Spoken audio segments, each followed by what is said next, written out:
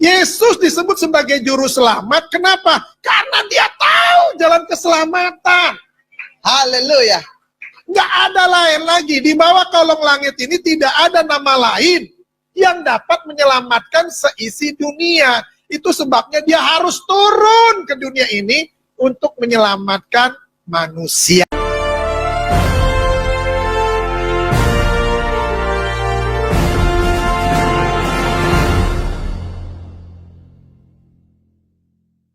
Dalam Al-Quran, di Quran surat Al-Imran 3:45, itu tertulis di sana. Dikatakan begini, saudara. It's qalatil malaikatu ya Maryamu innallaha yubassuruki bi kalimatin min husmuhul masihu isabnu Maryaman wajihan fid dunya wal akhirah.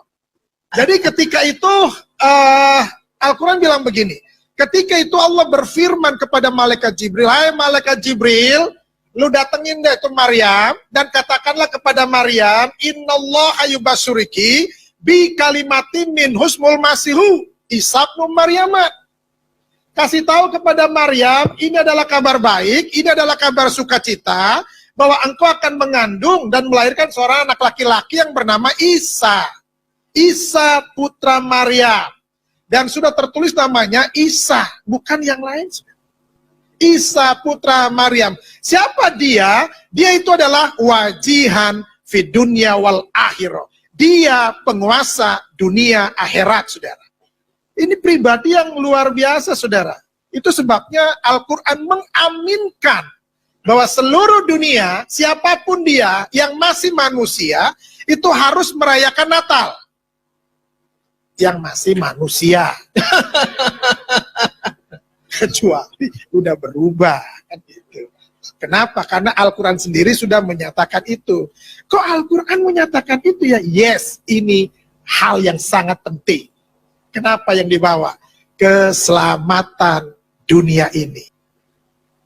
Manusia itu butuh keselamatan. Ketika manusia itu butuh keselamatan, apa yang harus dia lakukan? Dia harus mencari keselamatan itu. Bagaimana caranya mereka mencari jalan keselamatan itu? Ada yang rambutnya dibotakin supaya kudus, katanya. Ya kan? Ada yang harus menghadap ke arah mata angin, karena di sanalah ada Tuhannya untuk selamat. Lalu ada juga yang harus mengorbankan korban untuk selamat. Harus bawa sesajen untuk selamat. Nah, kalau di dalam Yesus itu nggak butuh yang kayak gitu-gitu. Justru ketika manusia tidak menemukan jalan keselamatan itu, apa yang harus mereka lakukan? Mereka harus mencari yang namanya sirotol mustaqim, jalan keselamatan itu penting bagi manusia. Kenapa? Karena di dalam dunia ini cuma dua tempat, surga atau neraka. Nah, semua manusia pengennya ke surga, betul ya? Tapi ingat, kalau mau ke surga, harus kenal sama yang punya surga. Kalau kagak kenal, ya mikir aja sendiri, kan gitu. Makanya, dia harus hadir ke dunia ini, Tuhan harus jadi manusia. Kenapa? Karena dia sudah mengirim rasul-rasul, sudah mengirim nabi-nabi, tetapi manusia tetap keras kepala. Gak bakalan gue mau. Pokoknya gue mau suka-suka gue, semau gue, katanya kan. Lalu bagaimana? Ini Tuhan ini punya kasihnya begitu luar biasa. Yang tadi sudah disinggung, karena begitu besar kasih Allah. Apa yang Tuhan mau lakukan? Ini manusia ini harus, semuanya ini harus masuk surga. Karena neraka diciptakan untuk setan, untuk genderuwo, untuk iblis. Bukan untuk manusia. Manusia ditempatkan semuanya masuk surga. Amin. Tapi yang bagaimana dulu? Nah, itu kemauannya Tuhan, itu hatinya Tuhan. Tuhan mau semua manusia itu masuk surga. Bagaimana caranya untuk Tuhan menyelamatkan manusia? Dia harus jadi manusia.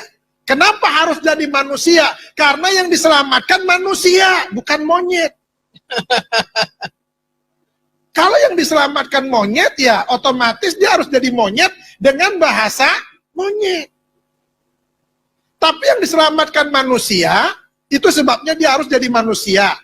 Makanya ada yang bilang, ih Tuhannya orang Kristen mau lucu, jadi manusia. Suka-suka dia. Dia mau jadi apa ke suka-suka dia. Ya puji Tuhan, yang diselamatkan target utamanya adalah manusia, maka dia harus jadi manusia dengan bahasa manusia. Dengan gaya hidup seperti manusia. Nggak mungkin dia datang sebagai roh. Kenapa? Ngeri. Ada suara, nggak ada wujud. Budi, ada suaranya, tapi nggak ada wujudnya. Bahaya kan ini? Nggak mungkin juga dia tiba-tiba datang, cring, jadi manusia dewasa. Kenapa? Karena manusia selalu mencari silsilah. Dia anak siapa? Bapaknya siapa? Tapi ada tuh yang model kayak gitu, Bang. Ada ya? Mr. Bean. Tuh, Jatuh. itu manusia nggak jelas. Maka hidupnya juga nggak jelas. Yesus harus jadi manusia. Dengan bahasa manusia. Tujuannya cuma satu. Manusia harus diselamatkan dan dibawa ke surga. Makanya ini manusia yang sangat suci. Al-Quran bilang begini, saudara. Di dalam Quran surat Maryam 19 ayat 19 dibilang begini. Qala innama ana rasulu rabbika li'ahabalaki gulaman zakiyya. Artinya begini.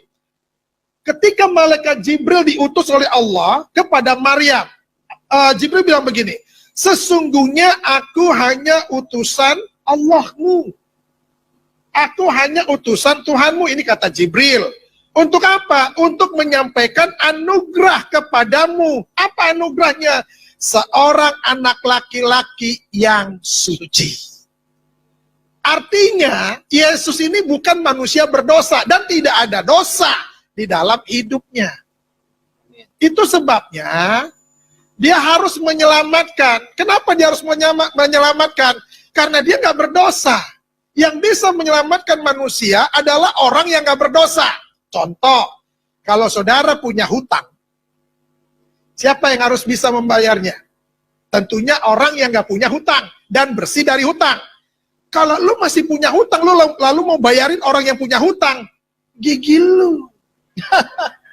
Kenapa harus gigi? Lu aja masih punya hutang.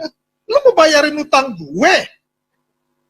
Yesus itu bisa menyelamatkan. Kenapa? Itu sebabnya dia disebut sebagai juru selamat.